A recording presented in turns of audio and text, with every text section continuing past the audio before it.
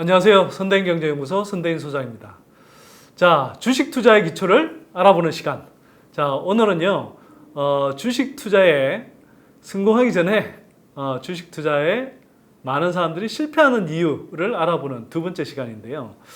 많은 사람들이 주식 투자에 실패하는 가장 큰 이유 뭐라고 했나요? 잘 모르고서 투자한다고 그랬죠. 자, 근데 뭐 좀 알아가려고 하더라도 사람들이 굉장히 많은 경우에 주식 투자를 하면서 어떤 심리적 편향에 빠져들어서 실패하는 경우들이 굉장히 많습니다. 뭐 저도 초기에 뭐 예외가 아니었고요. 사실 뭐 지금도 이런 편향에서 자유롭다고 하기 힘듭니다. 이런 편향은 어디서 오느냐? 뭐 예를 들면 우리가 이제 행동 경제학이라고 들어보셨는지 모르겠는데 이런 행동 경제학, 즉 사람의 어떤 심리적 성향들을 바탕으로 해서 이걸 이제 경제적인 현상을 설명하는데 동원하는 이론 체계를 이제 행동 경제학이라고 하는데요. 이게 이제 이른바 뭐 주식 투자라든지 뭐 이 금융 쪽으로 오면 행동 금융학 또는 뭐 행동 재무학 이런 식으로 불립니다. 뭐 이제 뭐 그렇다고 되게 어렵게 복잡하게 들어가는 게 아니고요. 굉장히 쉽습니다. 한편으로 재밌고요.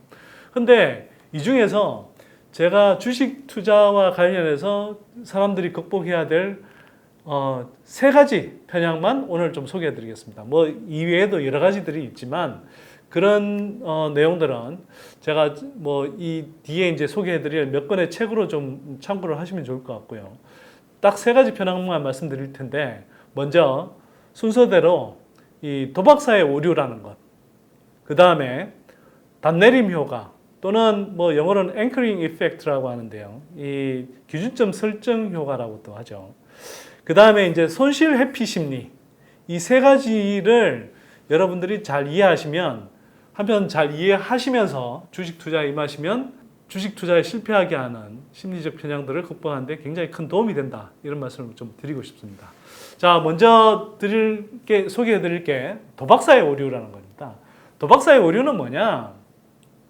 자, 여러분들이 뭐 주사위를 던졌어요. 또는 뭐 동전을 던져서 앞면이 나오냐 뒷면이 나오냐 이런 걸 맞추는 게임을 한다고 하십시다. 자, 어떤 경우에 이 동전을 10번을 던졌는데 10번 다 앞면이 나왔어요. 그 다음에 동전이 앞면이 나올 가능성이 높을까요? 뒷면이 나올 가능성이 높을까요? 제가 뭐 강의 가서 이렇게 좀 뭐 손들고 답해보라 그러면 꽤 여러 사람들이 뒷면이라고 답을 하는 경우들이 있습니다. 근데요, 이건요, 앞면이 11번째에는 똑같습니다. 앞면이 나올 가능성과 뒷면이 나올 가능성이 반반입니다. 반반의 확률이에요. 우연히 10번을 던졌는데 10번 다 앞면이 나왔다고 해서 11번째에 뒷면이 나올 확률이 더 높아지거나 낮아지지 않습니다. 동전을 이렇게 던지는 것은 매번 독립시행입니다. 네. 우연히 10번이 나왔다 하더라도 그런데 사람들 심리는 이런 거죠. 왠지 어떤 일이 연속적으로 일어나면 그 다음에는 그와 반대되는 일이 이제는 한 번쯤 일어날 것 같은 타이밍일 거라고 생각하는 거죠. 그래서 사람들은 이제 예를 들면 이걸 주식시장에 한번 좀 대입을 해보자면 이런 겁니다. 주가가 이제 계속 떨어지고 또 떨어진 종목이 있다면 이제는 좀 반등할 타이밍 아닐까와 같은 막연한 생각을 좀 갖게 되는 겁니다.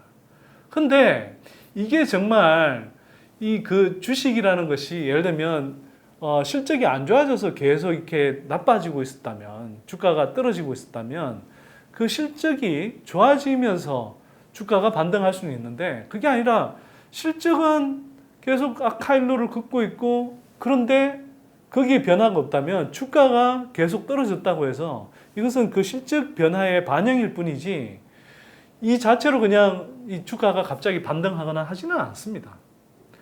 자, 그 다음에 두 번째 단내림 효과라는 거 좀 설명드려 볼게요. 예를 들어서 예전에 뭐 어떤 A라는 주식의 가격이 계속 한 뭐 60만 원, 70만 원 이랬습니다. 막 주가도 오르고 그래서 막 60만 원, 70만 원까지 갔던 종목이기 때문에 이게 주가가 계속 좀 떨어지면 싸다고 느끼는 거예요. 상대적으로. 왜? 기준점이 60만 원, 70만 원에 고정되어 있는 겁니다. 그러니까 그 회사의 실적이 나빠져서, 즉 그 회사의 가치가 그만큼 하락했다라는 생각은 하지 않고 많은 경우에 그냥 현상만 보고 야, 이게 한때 60만 원 가던 주식인데 이게 뭐 예를 들어서 15만 원으로 떨어졌어. 4분의 1 토막 났네. 와, 엄청 싸진 거 아니야? 이제는 좀 사두면 괜찮겠지. 물론 경우에 따라서 그럴 수도 있는데요. 실적이 떨어져서 이 주가가 싸진 거지 이 60만 원 하던 거에 비해서 싸졌다라고 생각하시면 안 됩니다. 자, 그렇게 생각하시면 될 것 같고요. 근데 많은 분들이 이런 단내림 효과에 현혹에 굉장히 많이 빠집니다. 그리고 세 번째로 소개해 드릴 것이 바로 손실 회피 심리라는 겁니다. 손실 회피 심리. 이건 뭐냐? 사람들은요, 태어날 때부터 손실을 굉장히 싫어해요.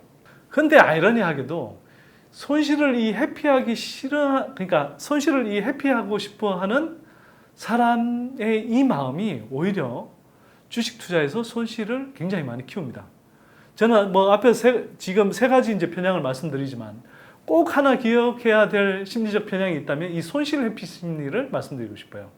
만 원이던 게 9천 원으로 떨어지고 9천 원이던 게 8천 원으로 떨어지고 7천 원으로 떨어지는 동안 계속 이제 자기 체면을 거는 거죠. 네.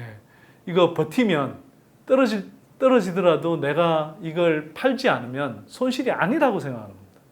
그러니까 손실을 싫어하는 심리 또는 손실을 회피하는 이 심리 자체가 오히려 이 냉엄하게 현실을 보는 것을 회피하게 만들고 그렇게 해서 손실을 좀 더 작은 손실폭이 좀 더 작은 구간에서 정리하지 못하게 하는, 그래서 미루게 하는 그런 이제 심리를 발동시키는 거죠. 자, 그런데 제가 여기서 보여드리고 싶은 것 중에 하나는요. 2015년에 개인들이 제일 많이 매수했던 종목 뭐죠? 포스코였죠. 포스코 한번 볼까요? 포스코의 주가 그래프를 제가 한번 나타내 봤습니다. 포스코는요, 물론 뭐 90년대 초반에 샀으면 뭐 불과 몇만 원대였으니까 대박이죠. 이게 한때 60만 원, 심지어는 70만 원을 초과해서 오른 적도 있었습니다. 근데 아까 말씀드렸죠? 이 포스코 주가가 실적이 계속 악화되면서 2015년 무렵까지 2015년 중반 무렵까지 떨어졌습니다. 근데 이 과정에서 한번 보시자고요. 자, 계속 떨어지죠, 주가가. 계속 떨어지니까 이때 근데 2015년에도 개인들이 왜 샀을까요? 이제는 충분히 계속 떨어졌으니까 이제는 좀 오를 타이밍이 아닐까? 도박사의 오류. 그리고 또 한편으로는 손실 회피 심리 때문에 계속 주가가 떨어진데도 불구하고 특히 실적이 나빠져서 그 반영으로서 주가가 떨어졌음에도 불구하고 이걸 현실화하는 것을 계속 미루는 겁니다. 제가 지금 이렇게 보여드리지만요. 한번 보시면 2011년 정도를 정점으로 해서 매출은 2016년 중반 하반기까지 계속 줄어들었고요. 특히 영업이익 보시면 2016년 한 중반 정도, 2015년 한 중반까지 계속 하락세였던 것을 아실 수 있을 겁니다. 자, 이처럼 앞에서 포스코의 주가가 이렇게 떨어진 것은 결국은 이런 실적이 계속 악화되고 회사의 그 가치가 줄어든 것을 반영하고 있습니다.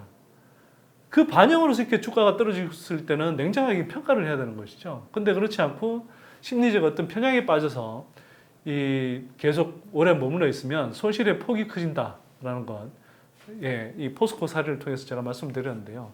자, 오늘 이 시간 아까 말씀드렸다시피 이런 심리적 편향들이 사실은 주식 투자에 실패하게 하는 굉장히 중요한 요인들로 작용합니다.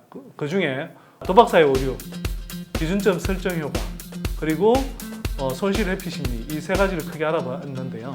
이 세 가지 심리적 편향만 제대로 이해하고 계시고 그걸 좀 늘 경계하고 계시면 주식 투자에 성공할 가능성이 훨씬 높아진다, 저는 생각합니다. 자, 오늘 이 시간 여기서 마치도록 하겠습니다. 고맙습니다.